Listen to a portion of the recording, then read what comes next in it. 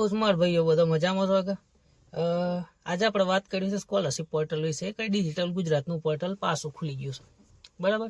એમાં એસસી ને એસટી વિદ્યાર્થીઓ માટે જ પાછું ખુલ્યું છે, જેમાં એસસી એસટી વિદ્યાર્થીઓ ફરીથી ફોર્મ ભરી શકે છે. જેનું ફોર્મ ભરવાના રહી ગયા હોય, ફરીથી શું કહેવાય એડમિશન લીધા હોય નવા ને એના કારણે ફોર્મ ભરવાના રહી ગયા હોય તો એસસી એસટી વિદ્યાર્થીઓ ફરીથી એપ્લાય કરી શકે છે. એના માટે એસટી વિદ્યાર્થીઓ માટે 20/12/2025 થી 31/1/2026 સુધી આ ફોર્મ ચાલુ છે.